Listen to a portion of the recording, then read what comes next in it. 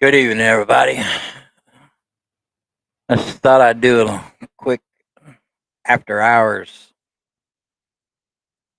review after spending some time with Killer Carl tonight. You can catch us. I, I join him every Saturday night, free for all, Saturday free for all on Rumble, 7:30.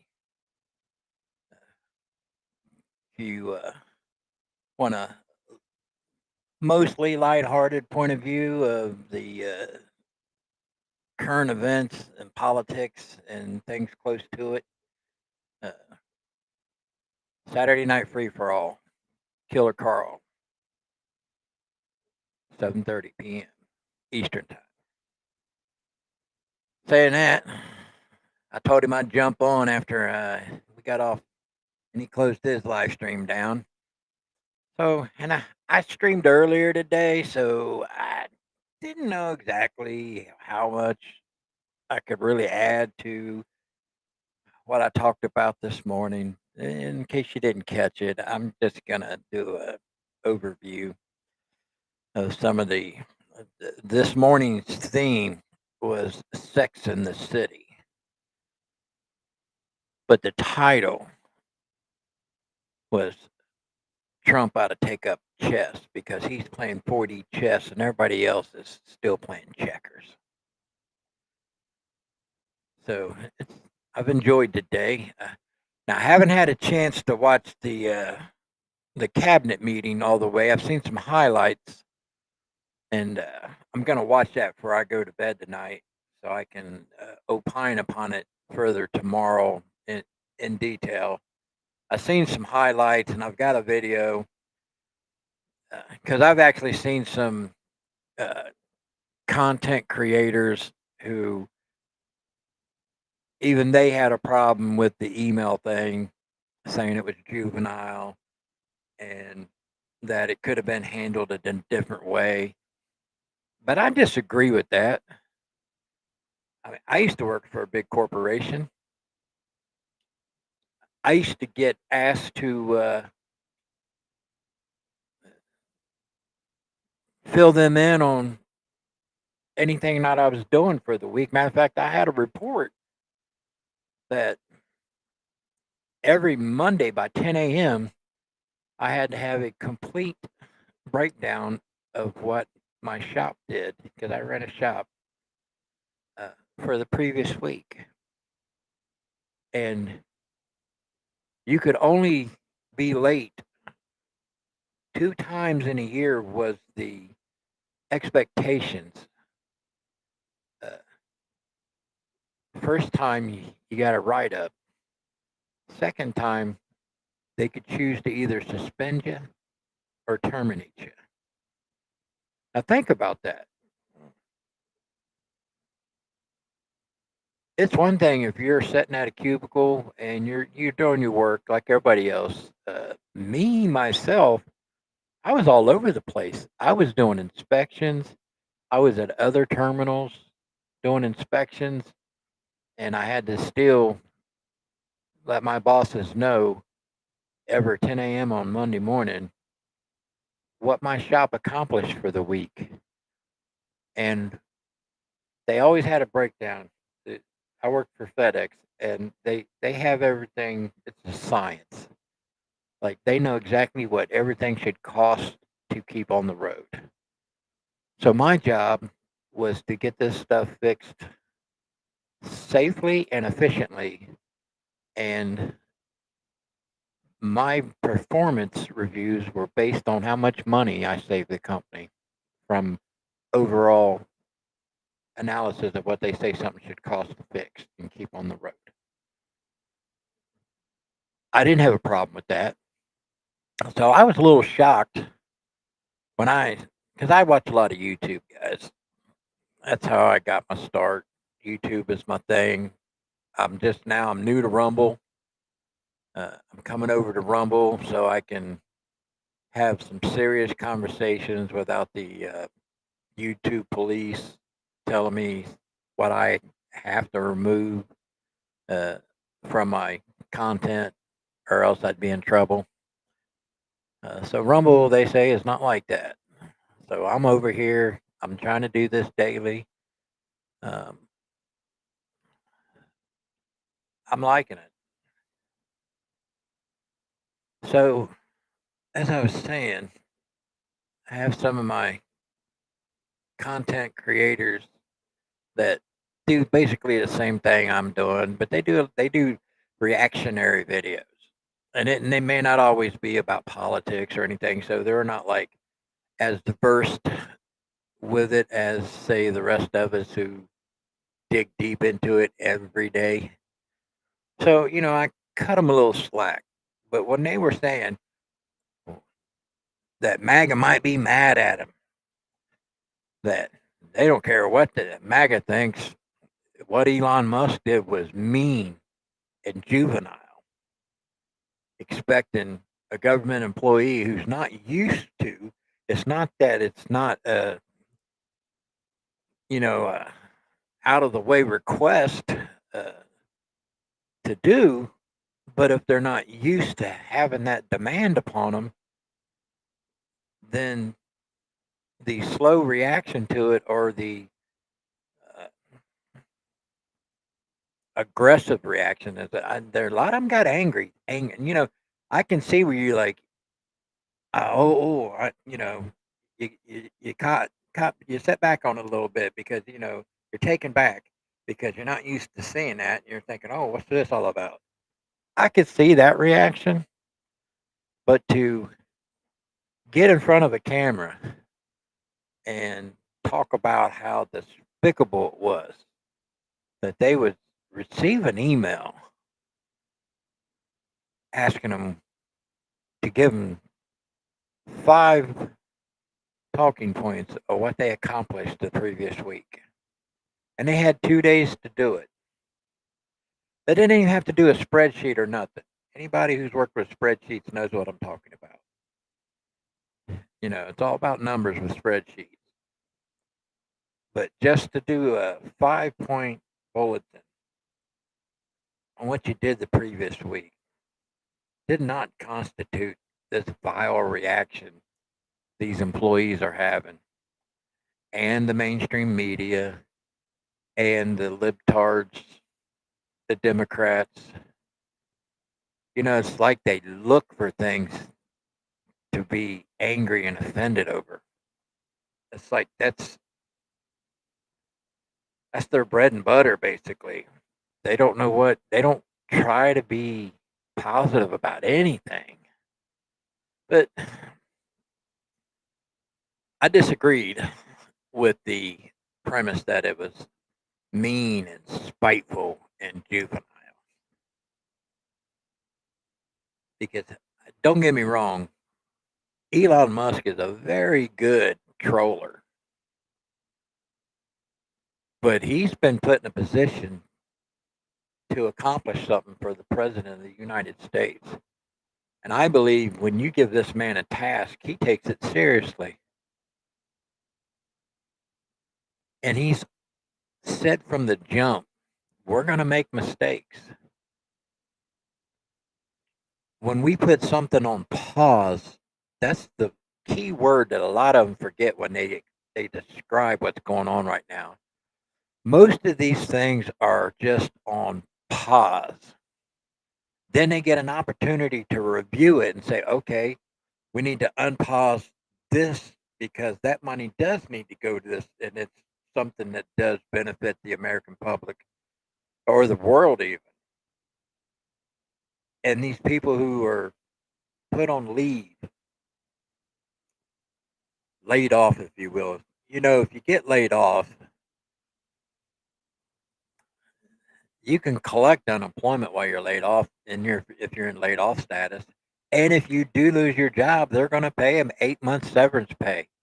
So it's not like these people are losing out on something immediately. They've got time to make plans to figure out what they need to do next. Because I guarantee you, when the Biden administration said, if you don't get the jab, you can't work for the federal government or even be a contractor or even be part of the military. They didn't give them an opportunity to get their life in order for what's about to happen to them, the change. So, boo fucking who for these government employees who have to get in front of a camera and talk all this shit. But I just, I guess I got on here tonight as a live stream basically for myself. I know I realize that I'm preaching to the choir for most things, but I, I always feel like I just got to talk this shit out. I got to get it out. You know what I mean? Because I don't have anybody here, believe it or not, in my personal life that I can converse with these things. Because my girlfriend don't want nothing to do with it. Could care less. Gets tired of me talking about it. Gets tired of me watching all the news outlets because she acts like it changes my psyche, my emotional well being. Because sometimes I'll holler at the TV because they're saying something that pisses me off, or they're saying something that I know is a lie, and I'm screaming at the TV, kind of screaming. I'm not, I'm not erratic. When they're saying the lie, I'm saying out loud the truth. So these live streams really help me out of getting that out of my system. It's almost like looking into a mirror and talking to yourself because that's basically what I'm doing. It's just I have some fine folks that log in and be part of the conversation. And that's been a plus positive for this journey that I'm on now. It's good to see you, Minnesota. I know you was over on Carl's live stream, and I know I don't want to saturate myself into the airwaves that I'm on here so much that people get tired of tuning in because I want to be able to say something new and fresh. I do recap on some things that I've talked previously, but it's usually because something has popped off that has added to that original story. So, and me and Carl, we'll start talking about this is what I love about Carl, and especially Saturday nights. We'll get to start talking about something that's on topic, and then we will just, whew, I say I ramble and I get out there, I think about stuff, but eventually I'll get it to circle back to my original point. Eventually, ah, there's so many things I wanted to talk about that on Carl's program because people who watch me already know what I would say because of the stuff I was already talking about this morning. But it would be something new to the people that watch and follow Carl. We never really got very far with any of that. So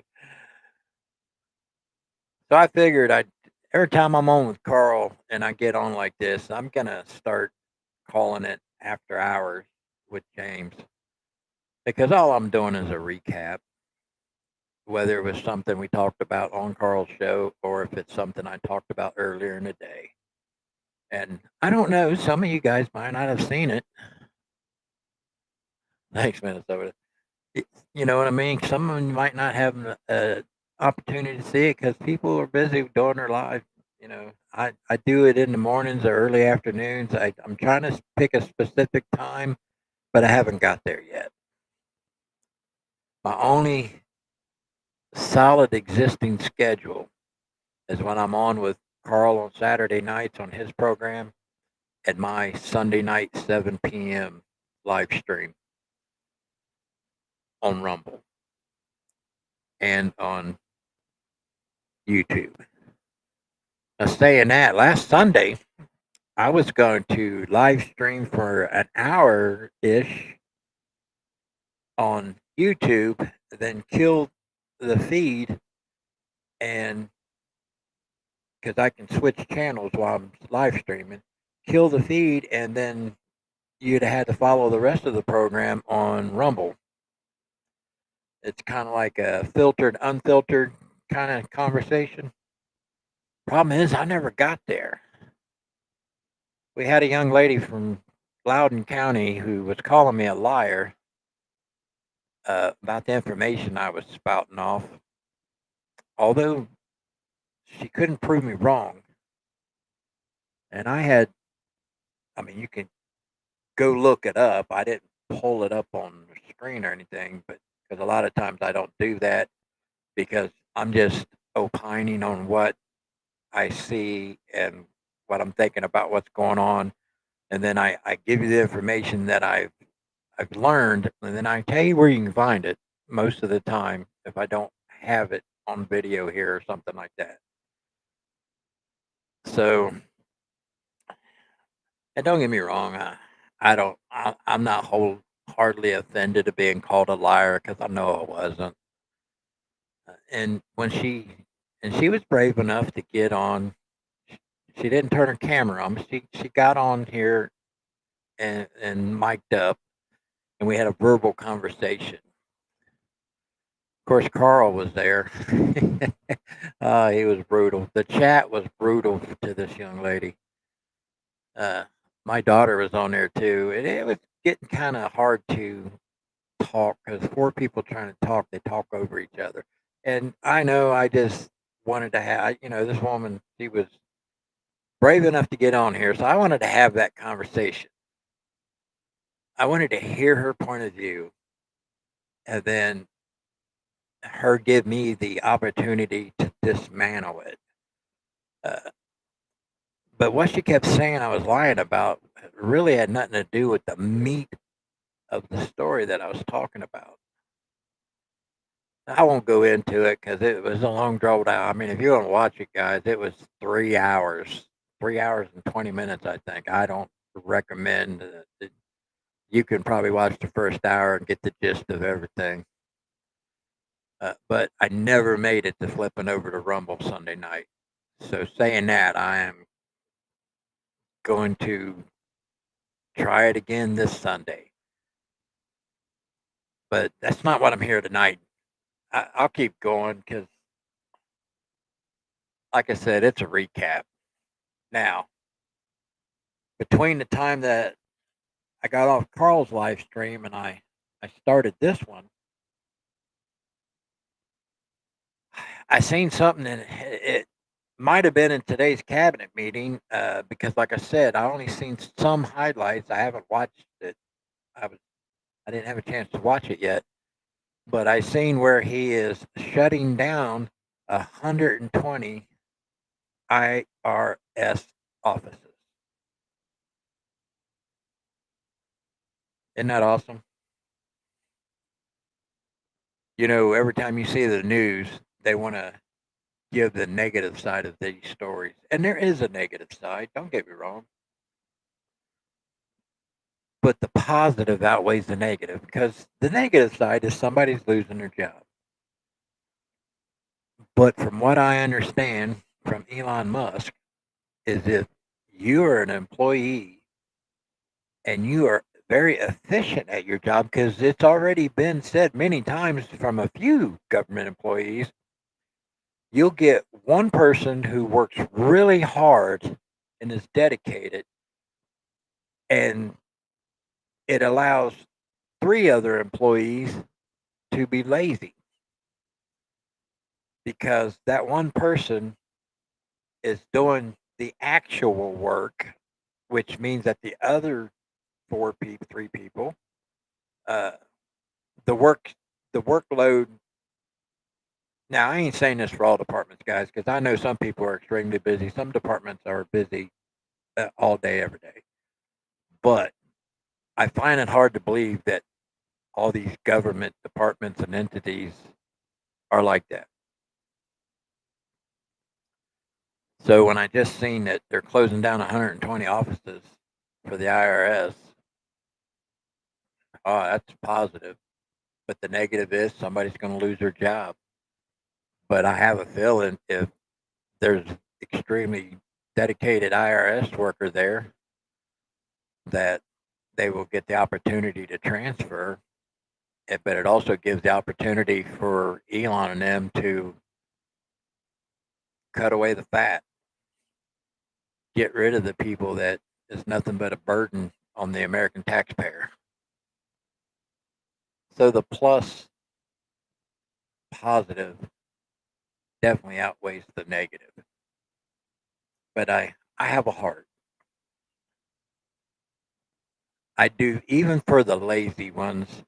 I say I don't care, and in a way, I don't care, and because they basically screwed themselves out of a job if they didn't make themselves valuable enough. Because you can track people's work of what they've got accomplished, especially if like they work on a computer and then all their information runs through that computer. Just the amount of volume that they can pull up and audit that computer, they can see how much work that person's doing. So I would like to think that Elon and his band of little geniuses are doing that, but it's going to take a little time. Like this 120 offices is going to be closed. Now they didn't. I didn't hear what the quantity of employees that are in these offices, but if you think about it, I'm going to say there's probably, because I remember the office in Cincinnati that got in trouble for targeting conservative people. I think there was like 20 people in that office, if I'm not mistaken, close to it. So 120 offices, we'll say 10, just be conservative, times 10. That's a lot of jobs lost. But you know what?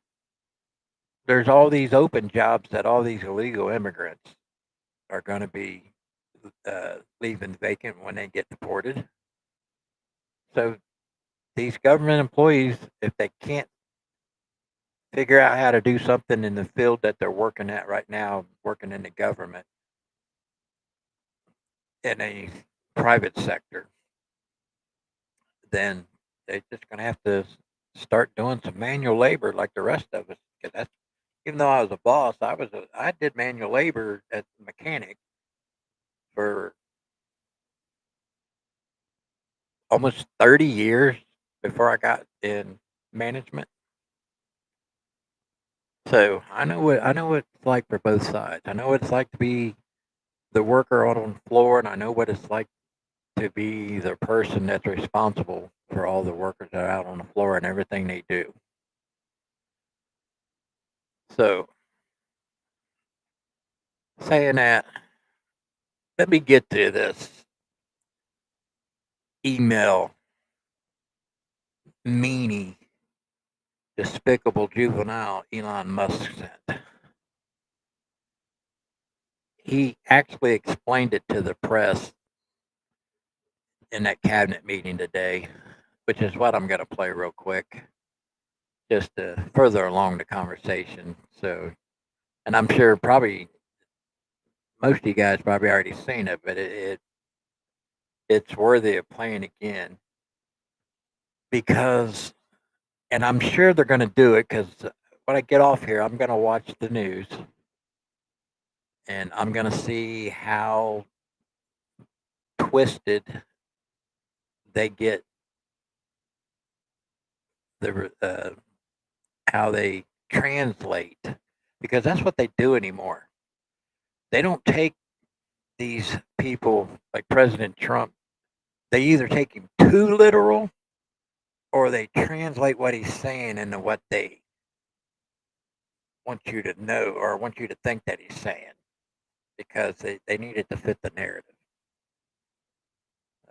So I'm gonna play it real quick, and then we'll get to rocking on to further on the conversation because I want to go over because like the Sex in the City, uh, man, these government employees and elected officials are some freaky ass weirdos. They're degenerates, but we'll get to that.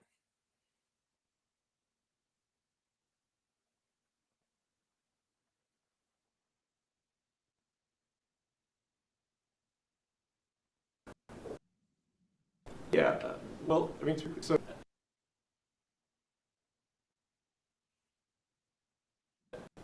I guess it was like last week, the president encouraged me via Truth Social and also via phone call to be more aggressive. And I was like, okay, you know, yes, sir, Mr. President, we will indeed do that. Um, the president is the commander in chief. I do what the president asks. And I said, can we send out an email to everyone just saying what did you get done last week? And the president said yes, so it did that. And you know, we got a partial response. We're going to send another email. But our goal is not to be capricious or unfair. We want to give people every opportunity to send an email. And the email could simply be, what I'm working on is too sensitive or classified to describe. Like literally just, that would be sufficient.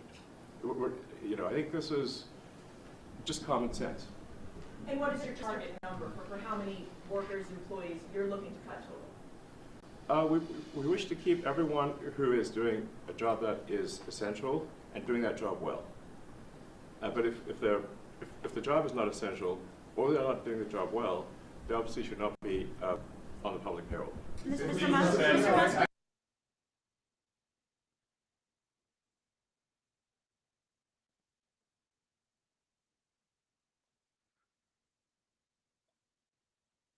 So does that seem too unreasonable to you?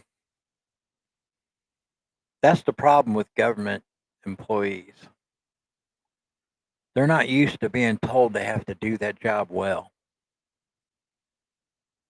Matter of fact, they're not even told to do the job at all. It's almost like it's kind of, I give an example. And oh, I hope they find these CIA agents who use the mainstream media to get their message out to President Trump and Elon Musk. If you cut the funding in our department or you start cutting jobs, why shouldn't we release some of the America's secrets to our adversaries? Now that's a threat. That's a dangerous threat. That's treasonous. Because it's not like espionage. Because it would be espionage if you like they did it on the down low and you know it was just part of their deal. It was they didn't. This here's an actual threat. If you mess with us, we're going to screw the entire country. I say they got to go. Who in hell do these people think they are? And that is the problem with most government employees and elected officials.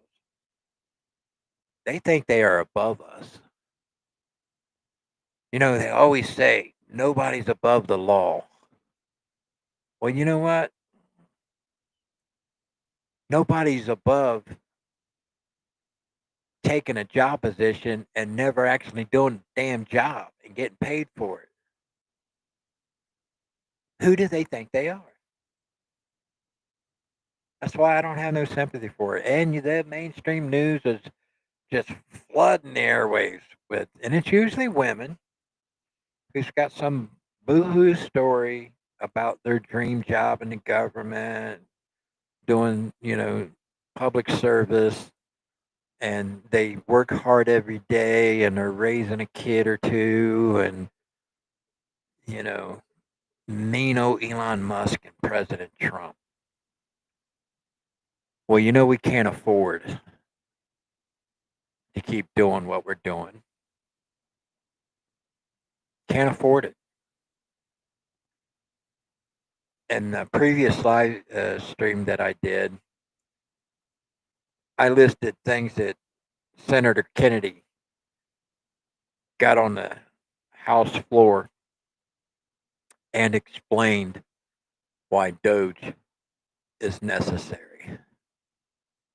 And for anybody who gets in front of a mic, in front of a camera, and talks about Elon Musk being an unelected person and it's creating a constitutional crisis. Well, apparently not, because all these suits and injunctions that they're trying to, get these, and it's always a liberal judge that possibly will go along with it, but then they kind of like drop it or overturn it, and that's happened a lot. Now he ain't gonna win every time, but he's gonna win most of the time. And I've noticed fewer and fewer of the congressmen and senators are getting in front of the camera and spouting this same stuff. It used to, when this first happened last week, it was all of them. They was F bombing the crap out of Elon Musk and President Trump. You know, just crazy. Just spouting off all kinds of evil stuff. But then when the American public started seeing exactly what Elon and his band of geniuses were uncovering, them start getting scared. They start realizing, oh, this may not be the hill I want to die on. Except for your true believers, but he ain't a true believer, but he's a rat. And anything that gets uncovered might blow back on him because he got pardoned for the J6 stuff and all that stuff. But he didn't get pardoned if he took any money through the backdoor channels through these governmental agencies like USAID. I'm talking about Adam Schiff.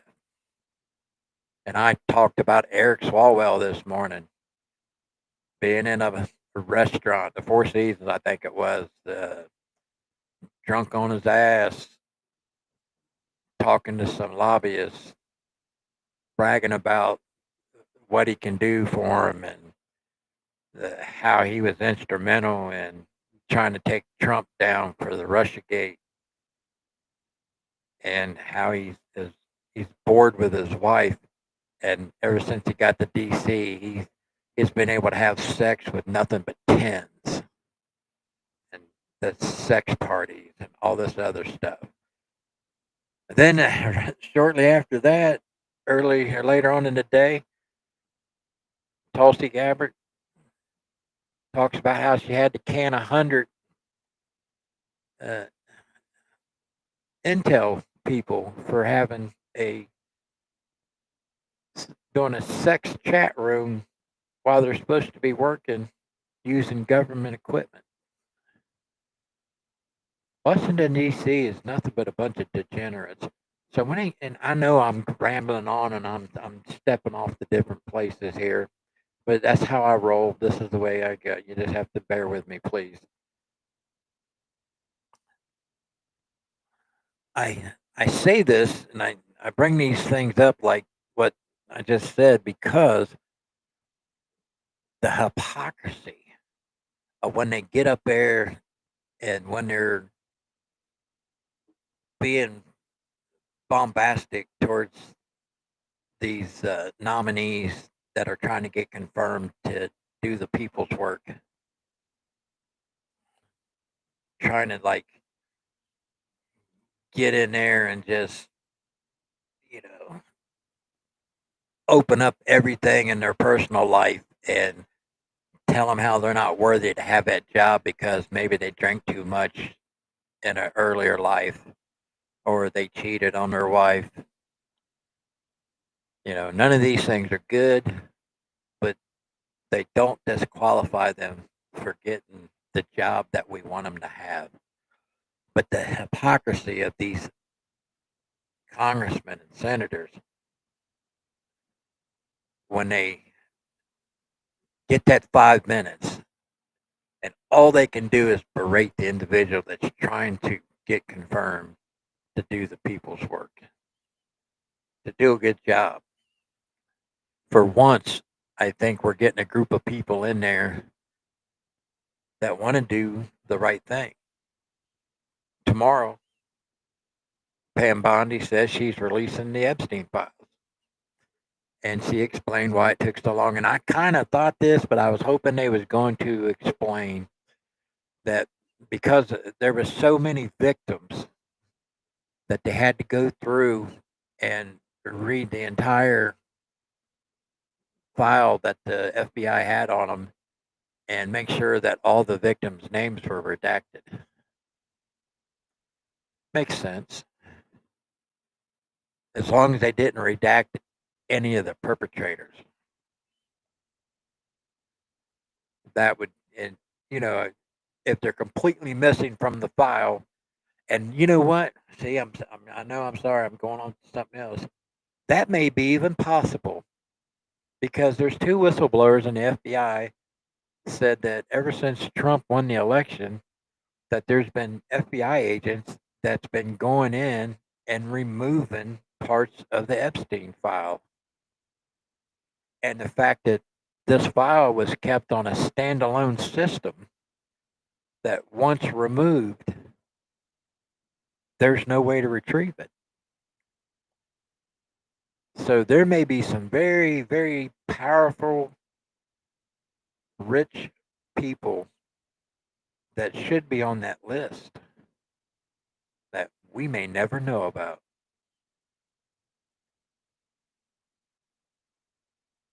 But let's see if we can get as many of the degenerate, nasty people, the disgusting,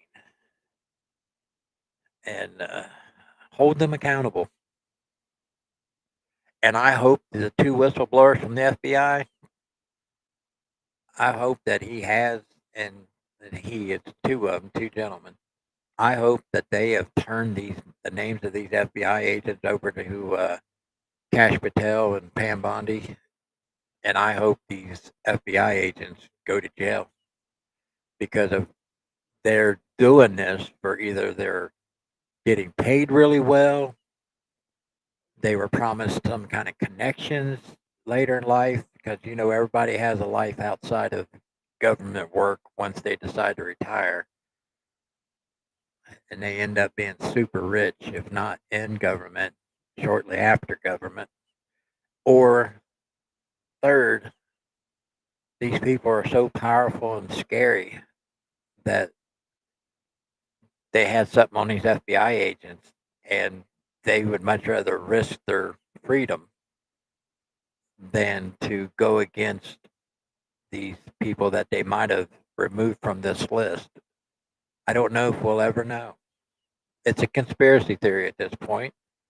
It's just an idea, a thought of mine.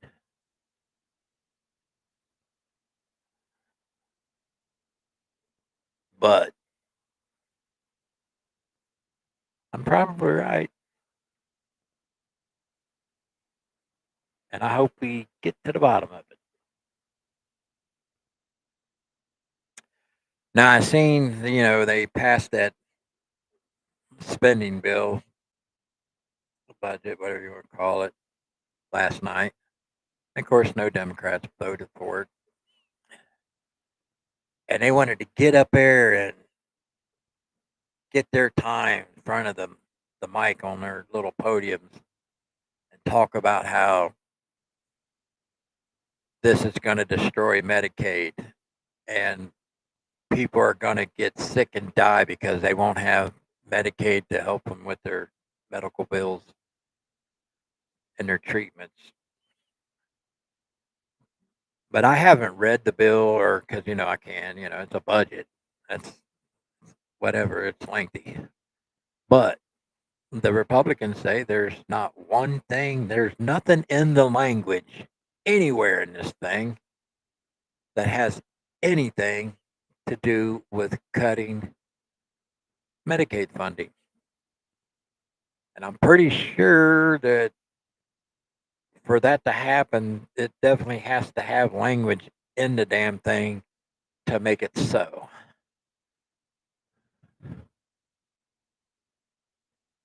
Yeah, Minnesota. I've been watching Dan Bongino for a long time, and see, to me, this is the kind of people, just like Cash Patel and Tulsi Gabbard and RFK, and even Marco Rubio to a point. Marco Rubio is a career politician, and Tulsi Gabbard is too. But they still have that fire in them, that they want their public service to mean something. And when you see how emotional Dan Bongino gets when he talks about uh, taking this position as deputy director, you have to feel like he's in it for the right reasons and he's going to do the job. That's all we ever ask any of them to do, is do the job and do it well. I believe I have confidence. My confidence is higher than it has ever been. All the way back from when I was naive as a young man, casting my first ballot, and I voted for Reagan. Back then, I thought if I voted for somebody who, at least on the campaign trail, thinks like me and votes in my interest. So I thought I'd go to work. I voted for the right people. The government, they're going to do what they need to do, and they're going to take care of us. They wouldn't screw us over. We put them there for the people, by the people, right? Lord, has Washington D.C. lost their way?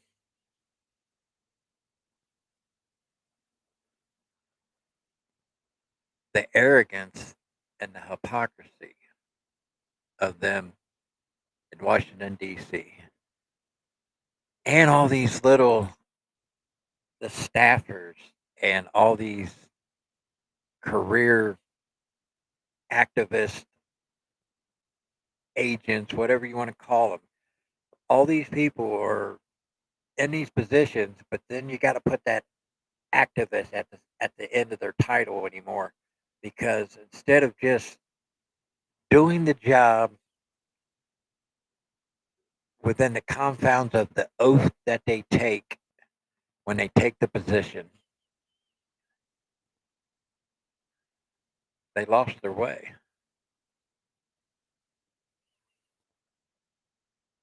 It took a billionaire who, yeah, he's arrogant. He's funny, but look how much he ends up being right. They don't, nobody will ever go back and apologize to him from whatever they said from him in the past till now when something comes to fruition and he was right. Recent to me, case in point, is they're letting all their prisons out and shipping them to our southern border. And the Biden administration not only knew about it, but requested it. So President Trump was right.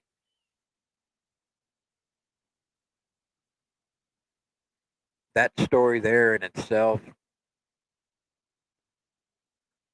I tell you, just to wrap your head around that one, put you in therapy. This is my therapy right here, guys. This helps me work it out. As you can tell, the way I ramble, this is how I think. I get to thinking about stuff, and then a light bulb will go off, and I'll go, oh, I remember, you know what? That had something to do with this over here. I remember when they said they were either doing this or not doing this, and now we find out that it's either vice versa. But once again, President Trump is right. Now, They haven't got there yet, but you guys are going to find out that when President Trump said that the Haitians are eating cats and dogs. Now, I don't know about the dog thing, but I got some solid sources and information on the cat thing. And this Haitian community leader that they always put in front of the camera when the mainstream news comes to town, and he wants to talk about the good people of Haiti coming here and just want to be part of America and go to work and raise their kids here. He's a grifter. He's been here, I think they said, since 2014. Not here in Springfield. He come up through Florida. He's a nationalized citizen, but he's got a felony count against him in Florida for fraud and child abuse.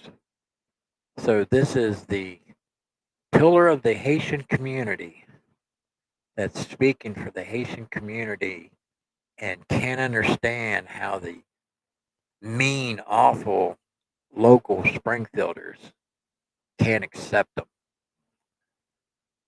He's a grifter. And the mayor and the rest of our local politicians knows it. This same gentleman tried to walk into our courthouse, and you have to go through a metal detector, and he got caught with a firearm trying to walk into a government building. Now, there was a big debate in our local, we have a local community Facebook thing, going back and forth whether he was allowed to have one or not. He is and he isn't. Now, going by the public records, he is a nationalized citizen, so that means he can legally purchase a gun until he was convicted of fraud in Florida. So, last time I checked, and from what I understand, it was a felony case. Felons aren't allowed to own a firearm. And the only charge he had put against him was trying to carry a firearm into a government building. Well, why not the charge of unlawful possession of a firearm? But that's a local story. See, I'm getting off, guy. I'm getting off on the wrong, going down the wrong path right now. But it just proves it don't matter whether it's a little town in Ohio. The gentleman that resides in our governor's mansion, congressman that's supposed to represent us, whether they got an R or a D in front of their name, the senators, the same. You can interchange them most times, most days. They haven't been for us in a very long time. Until now. My confidence is high. I'm looking forward. I checked that.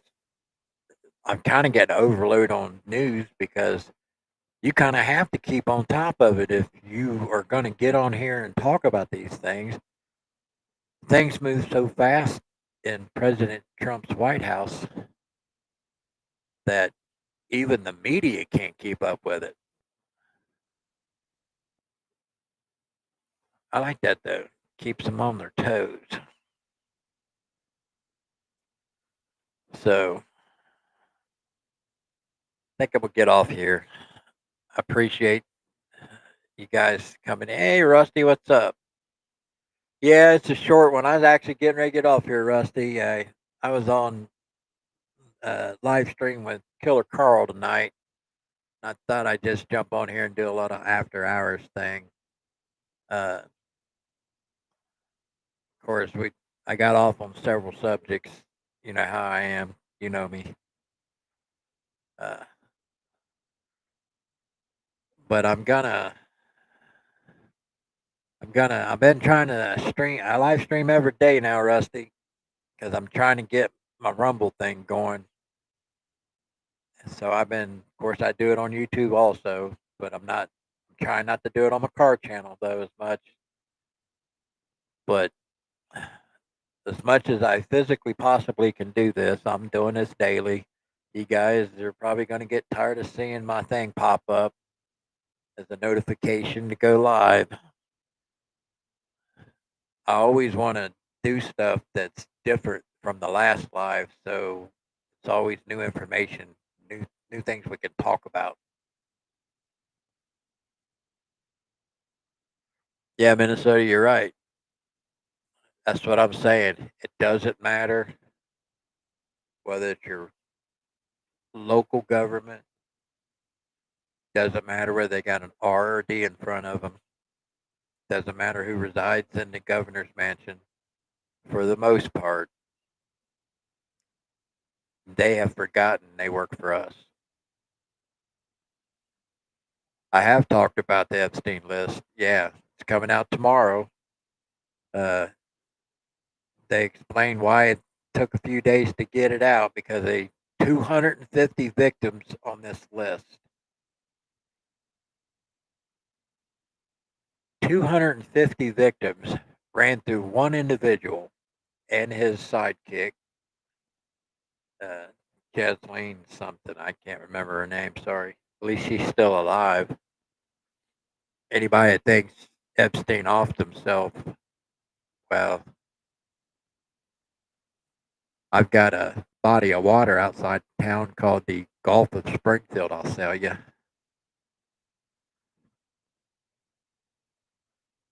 But I'm kind of looking forward to that, seeing what that list is. And I tell you why. It sounds bad that we're looking forward to this, but the anticipation is so because the the crimes are so egregious. So 250 victims that we know of. I'm sure that's not all of them. Do any of you guys think that's all of them? I'm sure there's more. That's just who they have a list they was able to find out about because Epstein recorded everything. Kind of like Hunter Biden, right? Record every dumb little thing they do. But Epstein was smart. He recorded stuff to keep the people he was dealing with in line. But it sounds like the FBI has been helping these people to make sure that they're off that list. And probably if the victim is different than what that list already has on it, and it could be more likely, uh, if the person is off that list and they remove the victim too, that means that victim won't be called upon to ask questions. So the rich and powerful, if this is what's happened, which is what's in the news right now, the FBI has helped cover up that.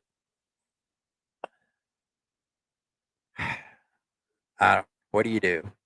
I mean, you try to get as many as you can to make sure stuff like this don't happen again, which unfortunately it probably will. Maybe not at this scale, because this is a large scale of corruption and scandal, sex trafficking, and everything that goes along with it. A lot of people talk about, and this is my theory. I was just talking about this the other day to some friends of mine. We have so many children, young people missing in this world. And we know that a lot of these have been passed through the rich and the powerful to abuse and do whatever they want, including some of these people, because they're a little bit twisted, uh, pay to have somebody, some young person they can snuff out to get their rocks off. So my theory is, if so many children are missing, the chances of them all being here with us anymore is, there's a good chance not. So, we're talking hundreds of thousands, hundreds of thousands. So what do you do with them when you're trying to get rid of the evidence? Well, just about all your rich and powerful own yachts. And when you're out in international waters, you don't have to worry about the law. So when you're done abusing these children,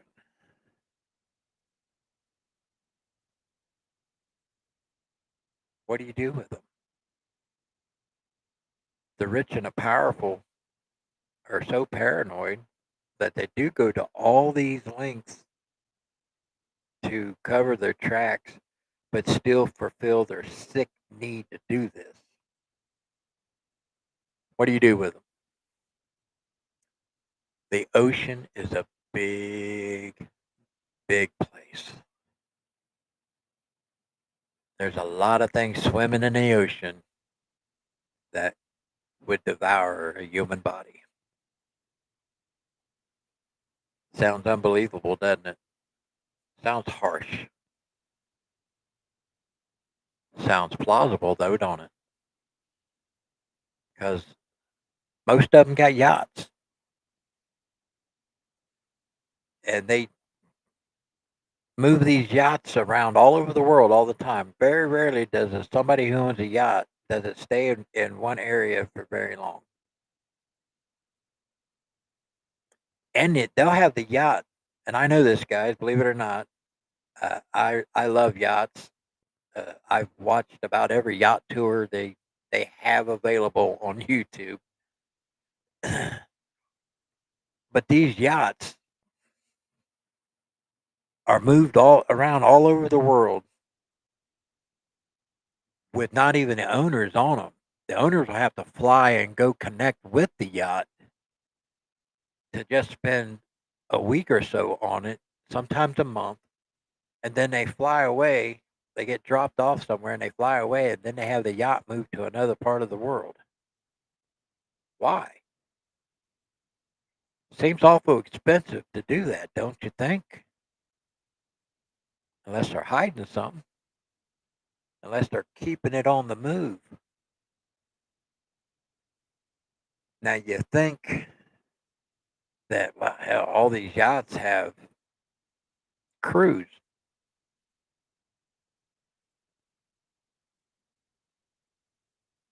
You can't tell me you can't find a small group of people that will work for you, especially if you pay them a stupid amount of money to be loyal to you. And as long as they never get pulled in or arrested for anything, they have no reason to tell on you.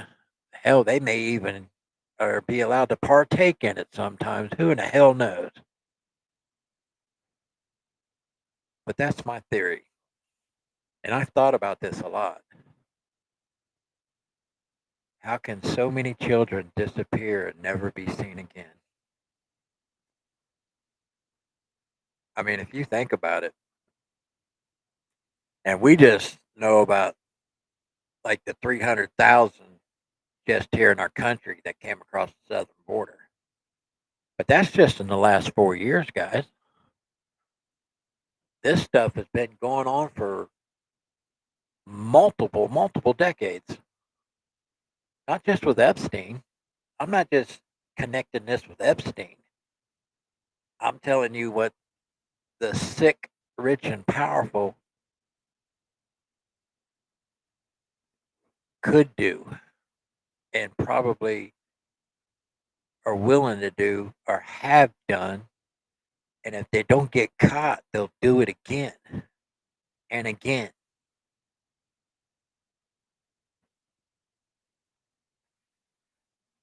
Now, if you want to hit me hard in the heart,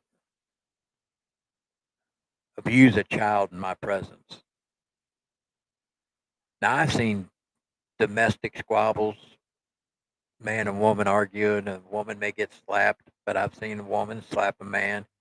And I hesitate to interrupt that because 9 times out of 10, you may get it broke up for the moment, but then you're going to be the asshole because she's going to go back with that dude, or she's going to tell you to mind your own business, or vice versa.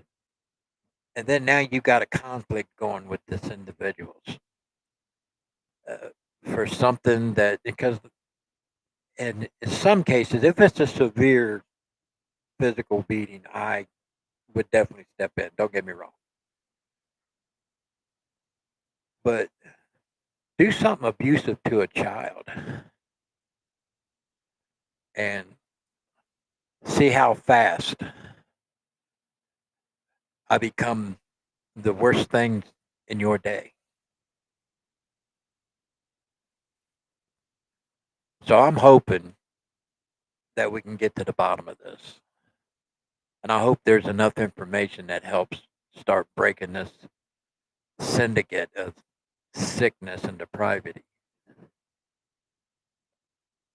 And hopefully we can save these children going forward.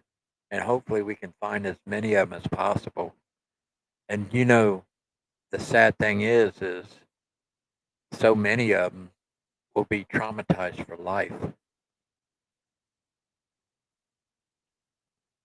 It's going to take years to work with them and get them convinced that it wasn't their fault or their life is meaningful. Now, I'm sorry, guys. I didn't mean to get this dark and deep. Like I said, I get off of whatever's in my head and I talk it out. And you guys are just hearing my thoughts from me talking out loud. Uh, what we got here, Hammer? Let's see here. Makes sense about the ocean. Yachts, Jimmy. Farmer was one of the Epstein victims.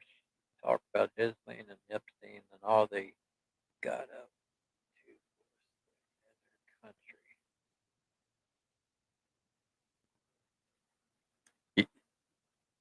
You're right, Amerlin.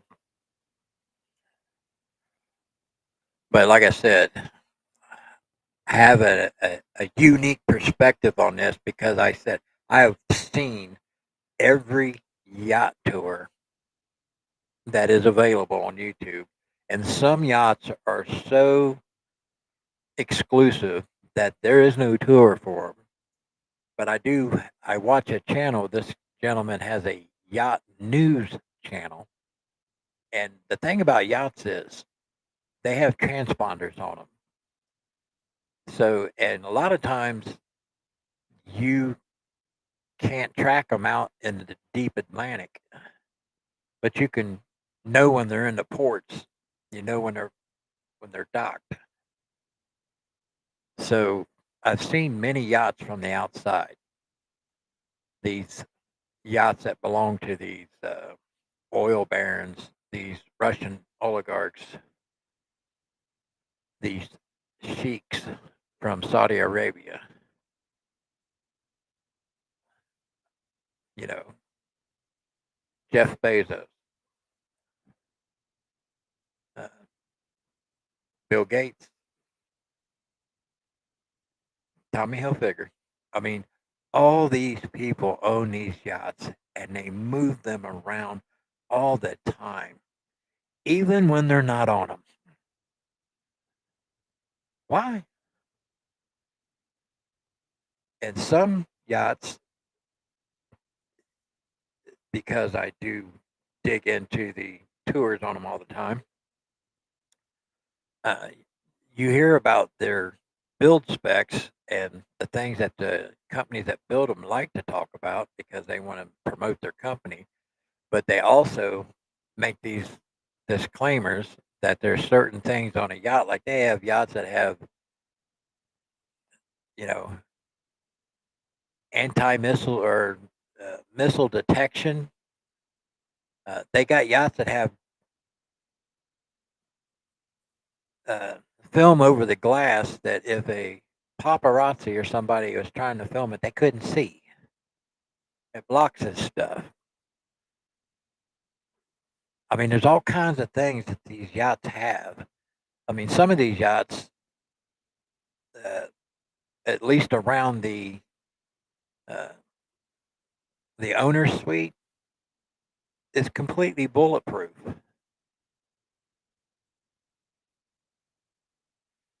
So they go to a lot of trouble to be able to have something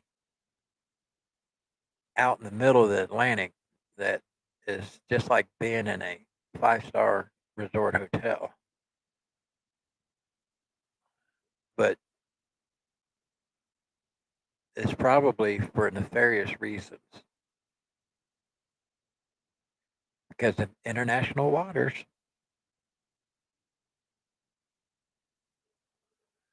They can do what they want to do. And the ocean's a big place. And if something that's a limp, lifeless body just happens and gets tossed over the side, the ocean will swallow it up to never be seen again.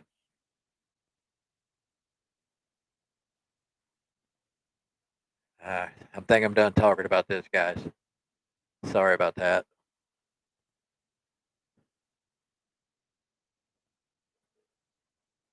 We'll roll on. I'll be back on time on sometime tomorrow live streaming. If you don't catch me tomorrow, guys, catch me Saturday night with Saturday Night Free for All with Killer Carl on Rumble, and then catch me on my channels Sunday night at 7. Empty Pockets Garage, Jimmy Pockets, and then I'm gonna try it again. I didn't succeed last week, but within an hour ish of the show or live stream, I'm going to kill the feed to YouTube and fire up Rumble. So the rest of this conversation can be happen only on Rumble. And we might dig deeper into this. I appreciate you guys. Oh, I'm trying to talk right. That I hate when I think about because that stuff gets in my head and I get down and depressed because my heart goes out if what I think that kind of stuff, if that actually happens, even at the smallest degree, uh, you have to mourn for them. So so I want to talk correctly. I get a little flustered when I get a little deep into something. Sorry about that. So, anyways, you heard my channels. You heard the times. Come hang out with me. Rusty, it's good to see you made it, brother.